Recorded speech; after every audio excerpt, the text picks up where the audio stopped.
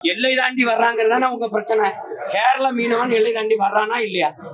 யாராவது மறுக்க முடியுமா இல்லையா? அப்ப எல்லை தாண்டி வர்றவன் மீனவங்கிறது உன் பிரச்சனை இல்லை, தமிழனுங்கிறதா உன் பிரச்சனை. அதை கேட்க எனக்கு அதிகாரம் நாதி இல்லை. இந்த அதிகாரம் ஏதாவது பேசுதா? 39 பாராளுமன்ற உறுப்பினர், இப்ப 40 பாராளுமன்ற உறுப்பினர்.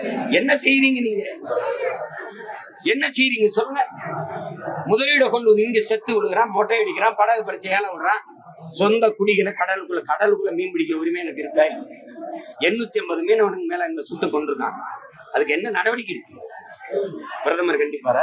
வெளியுறவுத்துறை அமைச்சர் கண்டிப்பாரா? பாதுகாப்புத்துறை அமைச்சர் கண்டிப்பாரா? இது என் மீனவனுக்கும் என் தமிழ் குடிகளுக்கு அடிக்கப்பட்ட மொட்டை இல்ல, இந்திய நாட்டை ஆளுகிற ஆட்சியாளர்களுக்கு அடிக்கப்பட்ட மொட்டை. குறிப்பா ஐயா மோடிக்கு அடிக்கப்பட்டது, ஐயா ஸ்டாலினுக்கு அடிக்கப்பட்ட மொட்டை வச்சுக்கிறதுங்க. அதுல எங்களுக்கு ஒன்றும் அவமானம். தனிப்பெரும்பான்மையோட ஆட்சி அமைக்கிற ஒரு கட்சி கூட்டணி ஆட்சியில எப்படி சார் பங்கு கொடுக்கும்? அப்ப திருமாவளவனுடைய கோரிக்கை நியாயமற்றதுன்னு நீங்க நினைக்கிறீங்களா? தனிப்பெரும்பான்மையோட தனிச்சு நின்று திமுக ஆட்சி அமைக்குமா? நான் கேட்கறதுக்கு பார்த்து சொல்லு. கூட்டணி அப்புறம் எதுக்கு சேர்க்கிற?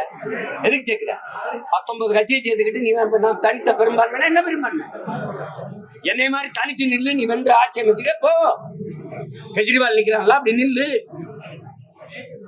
ஆட்சியிலேயே பங்கு அதிகாரத்திலே பங்குங்கிற திருமாவளவனுடைய சமீப ஆட்சியில பங்கு அதிகாரத்துக்கு ரெண்டு ஒண்ணுதான். அவர் கூட்டணி முடிச்சுட்டு வெளியில வர்றதுக்கான முதல் படியா நீங்க பாக்குறீங்களா? அப்படி இல்லை. எனக்கு நான் எங்க அண்ணனை அந்த கோட்பாட்டுல வாழ்த்துறேன்.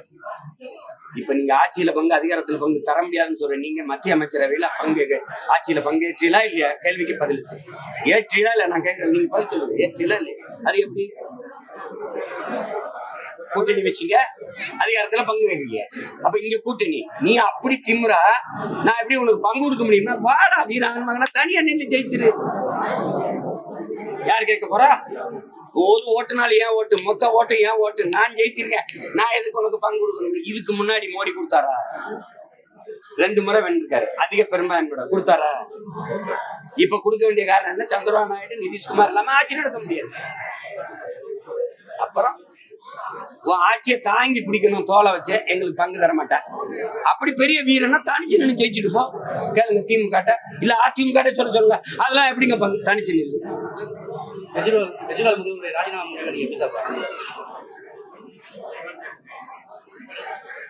அது அவர் முடிவை நான் எப்படி கருத்து சொல்ல முடியாது. நானா இருந்து போறவங்க அவர் எதுக்கு முடிவெடுத்தாருன்னு அவர் தான் விளக்கம் சொல்லணும். அதாவது நீங்க பாக்குறீங்க பழிவாங்கப்படுறாரு. அதானி ஒண்ணும் கிடையாது. அதானி பேர்ல முதலீடு முழுக்க மோடி தான் செய்யறாருன்னு அவர் சட்டசபையில பேசுனதுக்கு அந்த வழக்கு சிறை எல்லாருக்கும் தெரியும். உங்களுக்கு தெரியாது நான் சொல்லல. இந்த தகவலை அவருடைய நண்பர் தான் அமலாக்கத்துறையினுடைய தலைவர். அவர் எல்லா விவரங்களையும் இதாண்டா நடக்குதுன்னு நண்பனுக்கு கொடுத்துட்டாரு. அவர் எடுத்து பேசிட்டாரு. இப்ப நீங்க அரவிந்த் கெஜ்ரிவாலத்துக்கு உள்ள போட்டு சித்திர பண்ணீங்களா? அதே கருத்தை நான் வலியுறுத்துறேன். ஆமா அதானி ஒண்ணும் கிடையாது, எல்லாம் மோடி காசு தான். இப்ப என்ன நடவடிக்கை எடுத்து உள்ள போடுங்க? ஏன்னா என்ற ஒண்ணும் இல்லை, அவர்கிட்ட பதவி இருக்கு, அவருக்கு ஆட்டம் கட்டுது. யாரு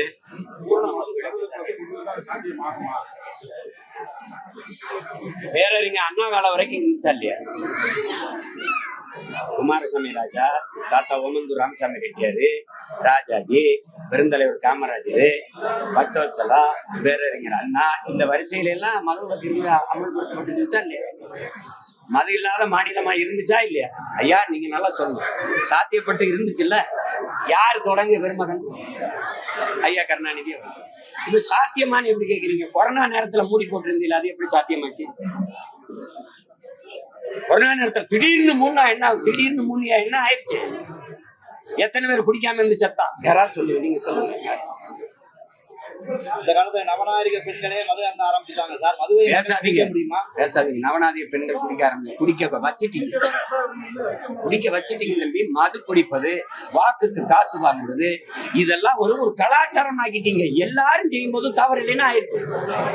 வாக்குக்கு காசு வாங்க கூடாதுன்னு அம்மாட்ட போய் சொன்னா, யாருப்பா வாங்கல? குடிக்கிறாங்க. யாரு குடிக்கல? அம்மாவை ஊழல் லஞ்சம் பெறான், யாரு பெறல?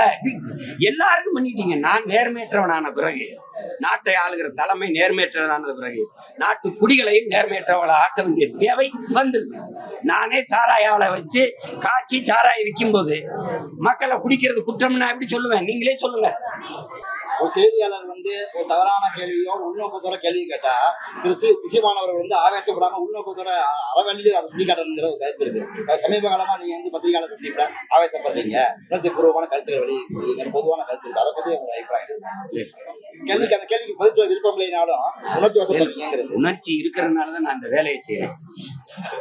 புரியுது நினைக்கிறேன். உணர்ச்சி இல்லைன்னா எனக்கு கோபம்ங்கிறது என் மண்ணின் மீது மக்களின் மீது இருக்க பேரன்புதான் என்னுடைய கோப உணர்ச்சி. கோபம் இல்லைன்னா நான் கோடம் பக்கத்துல படம் எடுத்துட்டு இருந்திருப்பேன்ல, நான் இந்த வேலையை செஞ்சிருக்க மாட்டேன்ல. எத்தனை வழக்கு, 138 வழக்கு, எல்லா நீதிமன்றத்திலும் எனக்கு வழக்கு இருக்கு. இவ்வளவு அவமான எனக்கு கடை வச்சுட்டு கிடையாது, தொழில் செய்ய முடியாது, எல்லா பிரச்சனை. நீங்க சுதந்திரமா ஒரு இடத்துல உட்கார முடியும், பேச முடியும். சீமான் இந்த மண்டபத்துல இருந்து கிளம்பிட்டாரு, இந்த இடத்துல எச்சரிப்பிட்டாரு, இந்த இடத்துல சாப்பிட்டாரு, இது வரைக்கும். இப்ப நீங்க உங்க அம்மாட்ட பேச முடியும்ல? நான் எங்க அம்மாட்ட பேசினா பதிவு பண்ணுவேன். எவ்வளவு நெருக்கடியில வாழ்றேன். ஏன் இந்த நெருக்கடி? இந்த மண்ணின் மக்களின் மீது இருக்க பேரன்பு. நீ மக்களுக்கான கேள்வி கேளு, மக்களுக்கு சொல்ல. நீ நல்ல கேள்வி கேளு. நீ உன்னுடைய அறிவை உட்கார்ந்து பதில் சொல்றதுனாலே நான் என்னமோ பைத்தியக்கார பை மாதிரி கேள்வி கேட்கிறேன், நீங்க எல்லாம் அறிவாளி மாதிரி நினைச்சுக்கோங்க. புரியுதா? நான் திருப்பி கேள்வி கேட்டா நீங்களும் பதில் சொல்லணும், அது சொல்லணும்ல. அதனால உணர்ச்சி குவியல் தான் கோபம். அந்த கோபம் என் மக்களின் மீது இருக்க பேரன்பு. அதனாலதான் நாங்க பேரன்பும் பெருங்கோபம் கொண்ட இனத்தின் மக்கள். வேற ஏதாவது 26 வந்து விஜயோட கூட்டணி போகல, இல்ல உங்க தலைமையில கூட்டணி? நான் தனிச்சு போட்டியில திரும்ப திரும்ப கேட்கக்கூடாது. என்னோட சேரணுங்கிறது வேற ஆளுங்கதான் முடிவு எடுக்கணுமே ஒழிய, நான் வந்து இவரோட போறேன் அவரோட போறேன். என்னை சின்னமனூர்ல கேட்டாங்க, என்னை மதுரையில கேட்டாங்க, என்னை மயிலாடுதுறையில கேட்டாங்கன்னு நான் கோவை சரலாமா பேசுவாங்கல்ல, அப்படி பேசிட்டு தயாரா இல்லை. நான் பிரபாகரன் மகன். என்னுடைய பாதை தனி, பயணம் தனி, என்னுடைய இலக்கு தனி. எனக்கு ஒரு கனவு இருக்கு, என் முன்னோர்கள் தூக்கி சுமந்த கனவு. என் நாட்டை எப்படி படைக்கணும், பூமியின் சொர்க்கமா என் நாட்டை நான் படைக்கணும்னு ஆசைப்படுவேன்.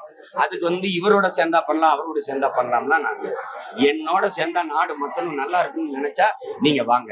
அது யாரா இருந்தாலும் இல்லைன்னா விடுங்க. நான் இந்த பாருங்க, ஒரு தலைவனுக்கு முதல் தகுதி தன் மண்ணை மக்களை முழுமையா நம்பணும், நேசிக்கணும். நான் என் மக்களை முழுமையா நம்புறேன், நேசிக்கிறேன். அதனால நான் தனிச்சுதான்.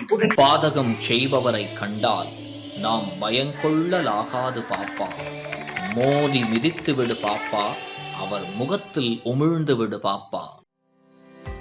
அண்மை செய்திகளை உடனுக்குடன் தெரிந்து கொள்ள இணைந்திருங்கள் இயம்நாடு தொலைக்காட்சியுடன்.